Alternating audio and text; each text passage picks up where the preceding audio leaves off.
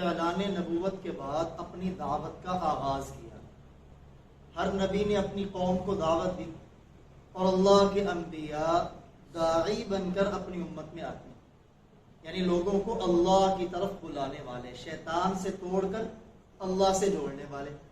آپ نے اپنی دعوت کا آغاز اپنے گھر سے کیا۔ سب سے پہلے جس کو آپ نے دعوت دی وہ ام المؤمنین امی خدیجۃ الکبریٰ رضی اللہ تعالیٰ عنہ۔ چنانچہ سب سے پہلے آپ کا کلمہ پڑھنے والی آپ کی گھر والی امی خدیجہ رضی اللہ تعالیٰ عنہ۔ اس سے دعوت دینے والوں کے لیے بہت بڑی رہنمائی ہے۔ ہم بھی جو دعوت شروع کریں تو سب سے پہلے اپنی گھر والی کو دین کی دعوت دیں، اور باہر جو بھی اللہ اور اللہ کے رسول کی بات سنیں وہ جا کے اپنی گھر والی کو ضرور سنائیں۔ پھر آپ صلی اللہ علیہ وسلم نے خدیجہ رضی اللہ تعالی عنہا کے چچا زاد بھائی ورقہ بن نوفل کو دعوت دی۔ انہوں نے کلمہ پڑھا، انہوں نے اسلام قبول کیا۔ ورقہ بن نوفل کے بعد آپ کی آغوش تربیت میں رہنے والے آپ کے چچا زاد بھائی سیدنا علی المرتضی شیر خدا رضی اللہ تعالی عنہ، آپ نے ان کو دعوت دی۔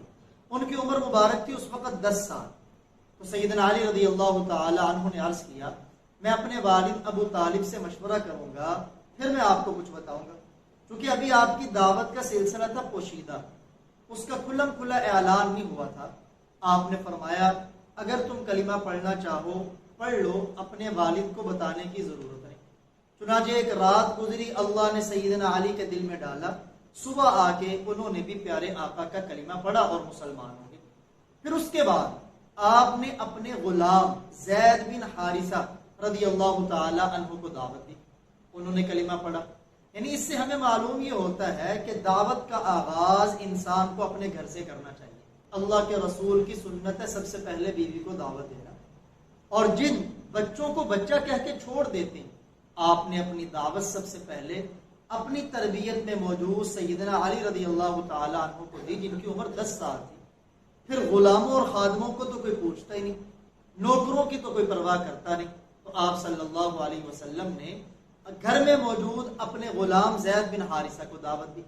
اب جب گھر کے سارے افراد نے کلمہ پڑھ لیا اور مسلمان ہو گئے تو آپ صلی اللہ علیہ وسلم نے اپنے سب سے زیادہ جگری یار، مخلص اور باوفا دوست سیدنا ابوبکر صدیق رضی اللہ تعالی عنہ کو اسلام کی دعوت دی۔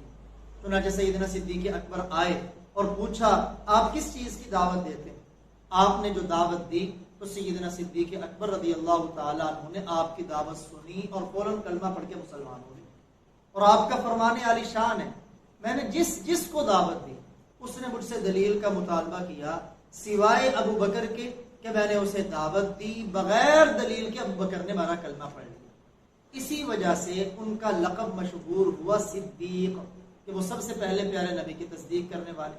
اب دیکھیں علماء نے یہاں لکھا ہے کہ عورتوں میں سب سے پہلا کلمہ پڑھنے والی آپ کی زوجہ محترمہ امی خدیجہ، بچوں میں سب سے پہلے کلمہ پڑھنے والے سیدنا علی المرتضی، غلاموں میں سب سے پہلے کلمہ پڑھنے والے سیدنا زید بن حارثہ رضی اللہ تعالیٰ، اور مردوں میں سب سے پہلے کلمہ پڑھنے والے سیدنا ابوبکر صدیق رضی اللہ تعالیٰ۔ لیکن اگر آپ تھوڑا سا غور کریں تو سیدنا صدیق اکبر کا کلمہ پڑھنے میں زیادہ کمال ہے باقی سب سے۔ آپ کہیں گے وہ کیسے؟ دیکھیں اگر بیوی کلمہ پڑھتی ہے تو بیوی نے خاوند کی بات ماننی، اگرچہ امی خدیجہ کی بڑی اونچی شان ہے کہ اللہ نے انہیں پڑھنے کی توفیق دی۔ اگر گھر میں موجود کفالت اور تربیت میں موجود ایک بچہ کلمہ پڑھتا ہے، کیونکہ سیدنا علی آپ کی کفالت میں تھے، آپ ہی ان کا سارے خرچے اور خراجات اٹھاتے تھے، بچے کا جو آپ کی تربیت میں ہو اس کا کلمہ پڑھنا یہ بھی اتنا کمال نہیں، اگرچہ بہت بڑی سعادت ہے جتنا اس آدمی کا کلمہ پڑھنا کہ جس کی عمر بھی 38 سال کے قریب ہو، جو مکے کے اندر ایک رائے رکھتے ہوں، بڑے پنچایت والے ہوں، مکے کے بہت بڑے تاجر ہوں، سیدنا صدیق اکبر رضی اللہ تعالیٰ عنہ، کہ انہوں نے آباء و اجداد کے دین کو چھوڑ کر آپ کے دین کو قبول کیا، گویا سارے مکے والوں کی مخالفت اپنے سر لے لی۔ اور سیدنا صدیق اکبر رضی اللہ تعالیٰ عنہ صرف کلمہ نہیں پڑھا بلکہ ان کے پاس جتنی دولت تھی وہ اللہ کے نبی کے قدموں پہ قربان کر دی اور پیارے نبی کے مشن کو اپنا مشن بنایا۔ سیدنا علی نے کلمہ پڑھا، اللہ کے نبی نے فرمایا اے علی اپنے کلمے کو دوسروں سے چھپا کے رکھنا، کتابوں میں آتا ہے 1 سال تک سیدنا علی رضی اللہ تعالی عنہ نے اپنے اسلام کو اپنے والد ابو طالب سے بھی چھپایا.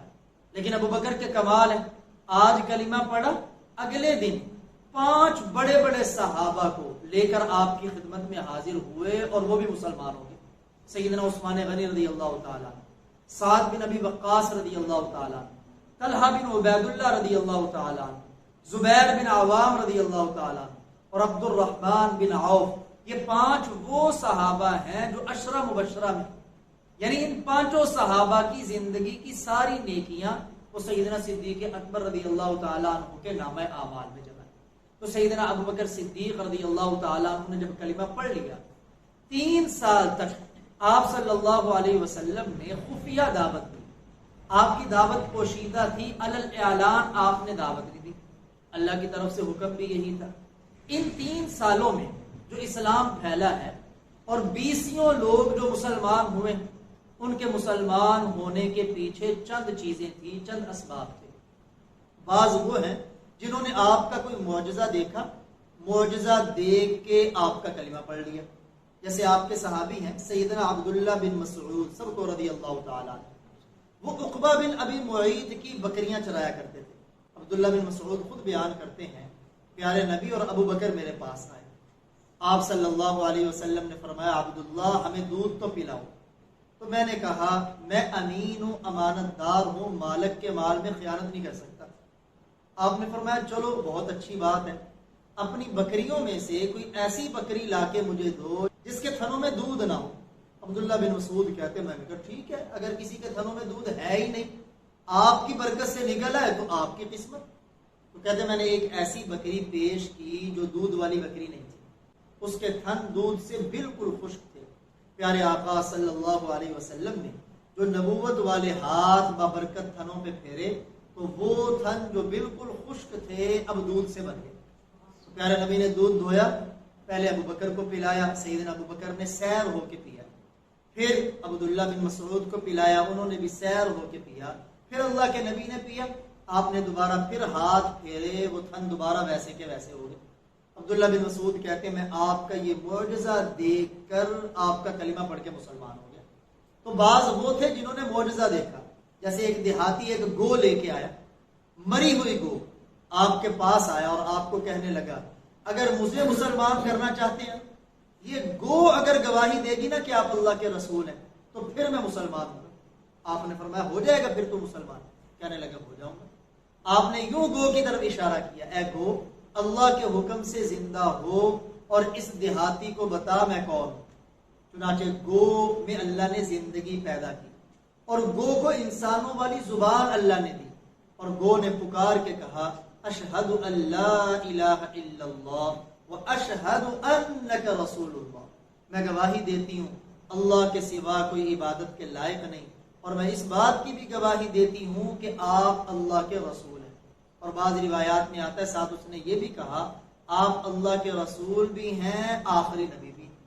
چنانچہ دیہاتی نے معجزہ دیکھا، معجزہ دیکھ کے مسلمان ہو گیا. اور کچھ کلمہ پڑھنے والے وہ ہیں جن کو اہل کتاب میں سے کسی نے بتایا کہ تمہارے علاقے میں احمد نام کا کوئی شخص نبوت کا دعویٰ کرے گا، وہ سچا نبی ہے، آخری نبی ہے، اس کا دامن مضبوطی سے تھام لو اگر نجات چاہتے ہو. جیسے آپ کے صحابی ہیں طلحہ بن عبید اللہ رضی اللہ تعالیٰ، خود اپنے اسلام کا واقعہ پیش کرتے، کہتے میں تجارت کے لیے بصرہ گیا، وہاں بازار میں تھا، ایک راہب اپنی عبادت خانے سے نکلا اور اس نے بازار میں اونچی آواز میں کہا تم میں کوئی مکہ حرم کا رہنے والا ہے؟ تو طلحہ کہتے ہیں میں آگے بڑھا، میں نے کہا ہاں میں مکہ کا رہنے والا ہوں. اس نے کہا کیا تمہارے مکہ میں احمد نامی آدمی کا ظہور ہو چکا ہے؟ تو کہتے میں نے پوچھا احمد کون ہے؟ تو اس نے بتایا عبداللہ بن عبد المطلب کا بیٹا. تو میں نے کہا میرے علم میں نہیں. تو اس نے بتایا یہ اس کے ظہور کا مہینہ ہے اور وہ اس امت کے آخری نبی ہیں، اگر تم انہیں پاؤ تو ان کا دامن مضبوطی سے تھام لینا، اسی میں کامیابی. ظہور ان کا مکہ میں ہوگا اور وہ ہجرت کر کے اس زمین کی طرف جائیں گے جہاں کھجوروں کے درخت زیادہ ہوں گے، یعنی مدینہ منورہ کی طرف جائیں گے. طلحہ کہتے میں نے اپنی تجارت کو وہیں چھوڑا، واپس تیزی سے مکہ آیا، آ کے گھر والوں سے پوچھا یہاں کسی نے نبوت کا اعلان کیا؟ تو گھر والوں نے بتایا ہاں عبداللہ بن عبد المطلب کے بیٹے نے نبوت کا اعلان کیا۔ کہتے میں باہر نکلا اور مجھے بتایا گیا تھا کہ ابو بکر ان کے ساتھ ہیں، میں ابو بکر کے پاس آیا، ان سے پوچھا، انہوں نے بھی گواہی دی کہ ہاں وہ اللہ کے رسول ہیں۔ تو انہوں نے راہب کی بات سنی اور آگے پیارے نبی کا کلمہ پڑھا۔ بعض وہ ہیں کہ جن کو اللہ تعالیٰ نے خواب کے اندر یہ دکھلایا کہ یہ نبی سچا ہے، انہوں نے خواب کی بنیاد پہ کلمہ پڑھا اور مسلمان ہو گئے، جیسے سعد بن ابی وقاص رضی اللہ تعالیٰ، عشرہ مبشرہ میں سے یہ کہتے ہیں میں نے ایمان قبول کرنے سے پہلے ایک خواب دیکھا۔